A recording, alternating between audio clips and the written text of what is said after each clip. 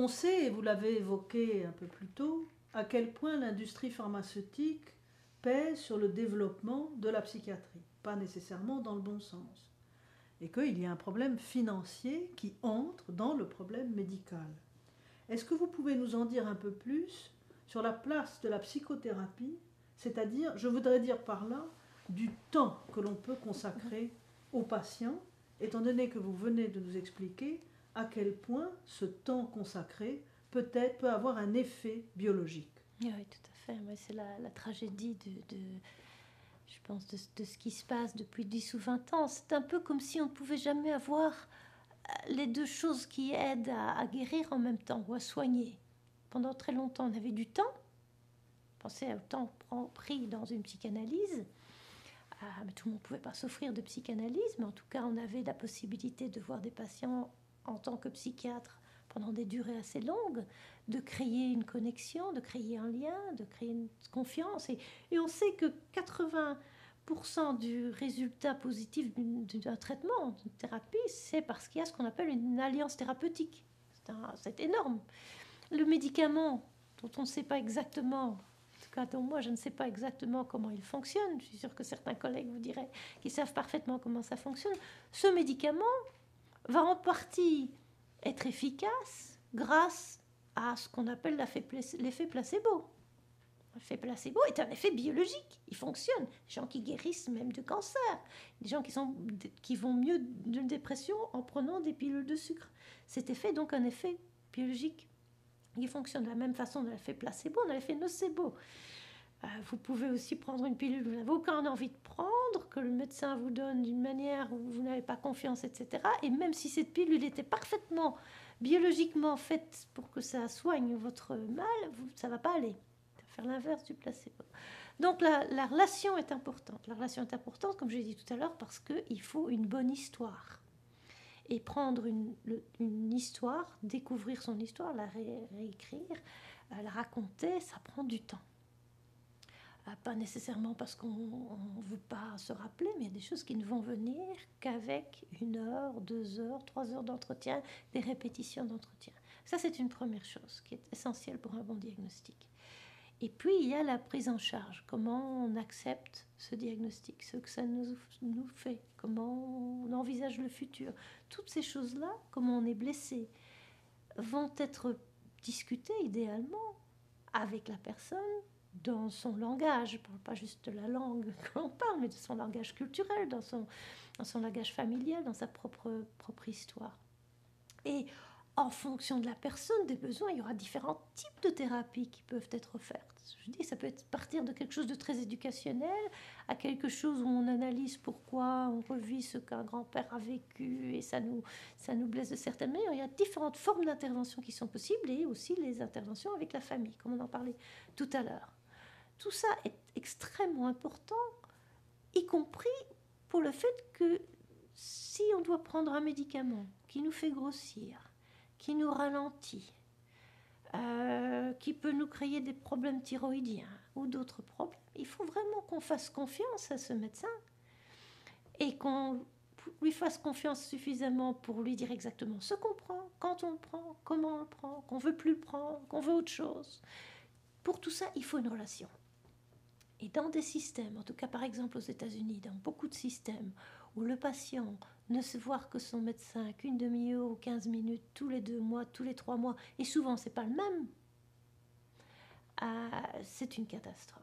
Et donc vous avez beaucoup de rechutes, alors que de nouveau on a des traitements, on peut identifier les problèmes, on sait comment les soigner, mais c'est comme si la composante humaine, en tout cas pour le moment, n'est pas considérée comme essentielle par les administrations, les assurances, les gestionnaires d'hôpitaux, etc. Et on a l'impression que ça va aller mal avant que ça puisse de nouveau aller bien. Je pense qu'on a tous, que beaucoup de personnes ont eu ce désir et cette illusion que le médicament tout seul, ça allait régler les choses. Évidemment, c'était de l'arrogance et ça ne va pas comme ça. On a pu l'imaginer, l'espérer, mais je crois que maintenant il est temps de se réveiller, de voir que ça ne va pas être seul l'élément qui va nous aider la personne à guérir et qu'il y a un traitement à long terme de l'ordre de la psychothérapie. De nouveau, ça n'a pas besoin d'être une psychanalyse 4 fois par semaine, mais qu'on puisse avoir le temps de se parler et de s'entendre, c'est essentiel. Est-ce que la bipolarité est guérissable? Ouais, d'abord, ça dépend de quoi on parle en tant que bipolarité, bien sûr. La bipolarité maniaco-dépressive, il semblerait, mais il y a sans doute des gens qui vont mieux, qui sont dans la communauté, qui n'en ont jamais parlé et qui ont arrêté leurs médicaments. Mais en général, quand un diagnostic de bipolaire 1 a été porté vraiment, pas quelqu'un qui a un état limite et qu'on diagnostique comme ça on lui donne des médicaments pour les calmer, on ne fait pas de thérapie, je ne parle pas de ça. Mais la bipolarité 1, l'état maniaco-dépressif, avec une composante quand même génétique plus importante, il semblerait que le plus souvent, c'est un traitement à vie. Maintenant, il y a des personnes qui ont plus de rechutes que d'autres. Et souvent, d'ailleurs, on va porter le diagnostic de bipolaire 1 parce qu'il y a eu des rechutes. Parce qu'on a peut-être se dit, c'est peut-être un épisode maniaque après un accouchement, un épisode dépressif après un traumatisme, une perte d'emploi, des choses comme ça. C'était une dépression avec des traits psychotiques, mais on n'est pas sûr que c'était de la mélancolie. Et il y aura des rechutes. Et c'est là qu'on a de manière un peu plus sûre un diagnostic. Et c'est là qu'il est alors très important, je pense, d'avoir ce travail d'éducation et de support, parce que les médicaments seront probablement nécessaires pour l'instant de la vie de la personne.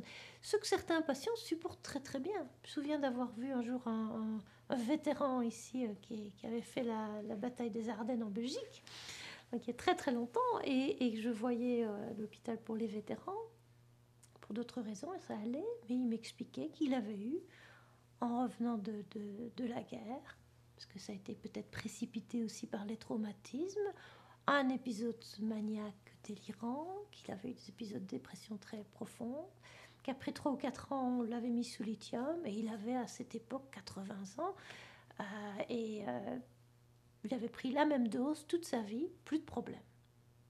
Ça, c'est le cas idéal, évidemment. Maintenant, nouveau, comme on en a parlé pendant l'entretien, il faut être sûr qu'on a le bon diagnostic. Et donc, parfois, il faut faire des essais. Parfois, si le patient est d'accord, certains patients ou certaines familles ne veulent pas.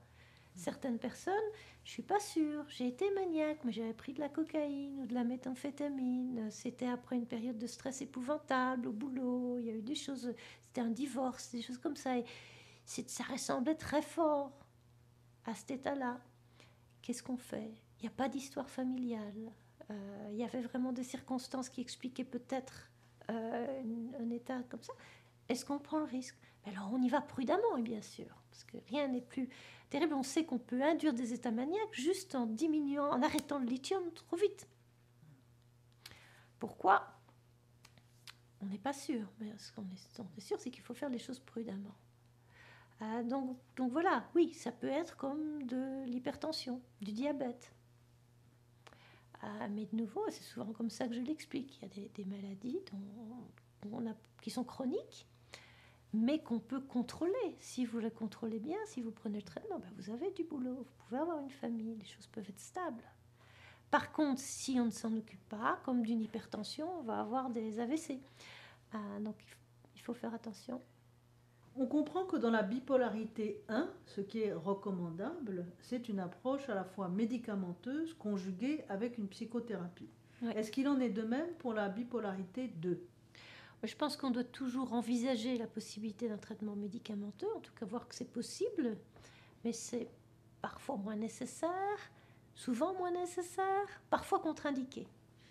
C'est l'avantage de pouvoir voir un psychiatre qui, en tout cas, même si le psychiatre ne fait pas nécessairement les deux, la psychothérapie de manière régulière et l'aspect médicamenteux, mais quelqu'un qui est quand même, qui a une formation suffisante et qui a la capacité, l'humilité, je vais dire, de pouvoir se dire, ok, les médicaments, ça va aider un peu, mais il y a clairement une histoire de trauma, une histoire d'abus, d'avoir grandi dans un milieu chaotique, etc. Et ça sera adressé de manière avec beaucoup plus de succès, en général en thérapie. On sait d'ailleurs que les antidépresseurs, par exemple, fonctionnent moins bien chez des patients qui ont une histoire traumatique. On a fait des études en comparant une dépression qui avait l'air équivalente avec une personne qui avait une enfance ou une histoire plus traumatique et quelqu'un d'autre qui avait une histoire plus régulière, on va dire, plus habituelle, sans majeur trauma, eh bien, la personne qui avait grandi, qui avait en plus des traumatismes, probablement des difficultés pour réguler les émotions, l'antidépresseur, ça ne marchait pas tellement bien. Ça ne veut pas dire que ce n'était pas utile, mais ce n'était pas ça qui allait adresser les choses de manière complète. Le mot de trauma revient souvent quand vous parlez de la bipolarité. Est-ce qu'un traumatisme peut provoquer la bipolarité? C'est bien possible. Je pense que le stress va faire que nos défenses immunitaires sont moins bonnes et va faire qu'on peut se déprimer plus vite. Va faire en soi que la neurogénèse, par exemple, ne fonctionne pas aussi bien. Donc, ces événements sont importants au niveau génétique, au niveau épigénétique, pardon. Comme je vous l'ai dit tout à l'heure, on a vu que l'environnement pouvait influencer la manière dont notre ADN va être traduit. C'est assez extraordinaire de savoir qu'un toucher ou un traumatisme peut influencer plus tard la manière dont notre organisme va se défendre contre une infection ou va étudier une langue ou être capable de travailler ou de manager un stress. Donc on sait que dans tous les problèmes psychiatriques en général, il y a une proportion très importante chez les états limites, dans la schizophrénie, dans la bipolarité. Il y a souvent des histoires de traumatisme, de chaos, d'abus, de choses comme ça. Mais ça peut être grandir dans un pays en guerre, ça peut être grandir lors d'inondations énormes, ça peut être avoir des abus sexuels ou des abus physiques ou émotionnels dans l'enfance. Oui. Est-ce que la bipolarité existe partout dans le monde? Est-ce qu'en Afrique, par exemple, ou en Australie, ou en Inde, on parle de bipolarité? Je ne suis pas sûre que j'ai assez de connaissances pour vous répondre d'une manière complète, bien sûr. Et comme on l'a vu tout à l'heure, l'outil et la culture définissent la manière dont on reconnaît, identifie, traite une maladie mentale ou considère que quelqu'un est béni par les dieux ou être un grand créateur, etc. Donc c'est bien sûr un problème difficile, particulièrement quand on parle de la bipolarité 2, dont on a vu que déjà dans notre culture, il y a beaucoup de manières de définir ces états dépressifs et un peu hypomanes. Et ce qu'on sait, c'est que dans probablement toutes les cultures, en tant que je le sache, si on pense à la schizophrénie par exemple, il y a des états psychotiques. Il y a des états où la personne est dans un état d'agitation délirante. Il y a des états de dépression extrêmement profonde qu'on pourrait identifier, je pense, à des états mélancoliques. Donc on voit des choses comme ça. Maintenant, ces études, par exemple les études de l'OMS, et je les connais mieux dans le domaine de la schizophrénie, ont montré qu'on avait probablement un pourcentage similaire un peu partout dans le monde. Non, ça a été fait d'une certaine manière, bien sûr, mais que le devenir de ces patients était très différent en fonction de s'ils avaient accès à des médicaments ou pas, et pas nécessairement dans le sens qu'on imagine, puisque dans les pays où il n'y avait pas accès à des traitements antipsychotiques, 30% de ces patients initialement diagnostiqués schizophrènes allaient bien 20 ans plus tard, sans médicaments. Ce qui a posé des questions ici dans notre manière de traiter les choses. Donc je ne vais pas m'étendre là-dessus, mais pour vous dire que tout est relatif. Maintenant, des états psychotiques, il y en a probablement dans toutes les cultures. Ce comment on en fait, comment on les adresse, comment la famille et la société répondent à cela, ça peut être très différent. Professeur Grosjean, quelles sont les raisons qui vous ont poussé à écrire ce livre? Mais la raison essentielle, c'est le docteur de Sey, Martin, mon ami Martin, qui est psychiatre donc en Belgique, je connais depuis très longtemps, et avec qui, lui et Nader Perrou, nous avions écrit le livre sur les états limites, le manuel du borderline, il y a quelques années. Et c'est un peu dans la même philosophie, le même état d'esprit. C'est-à-dire que le premier, nous l'avons écrit en pensant qu'il n'y avait pas en français d'ouvrage qui envisageait les choses de manière générale, c'est-à-dire tant l'aspect médical, biologique, génétique que psychothérapeutique, donc sans de prise de position, j'ai envie de dire, philosophique ou théorique, mais en offrant aux familles et aux patients une manière de comprendre ce qui leur arrivait.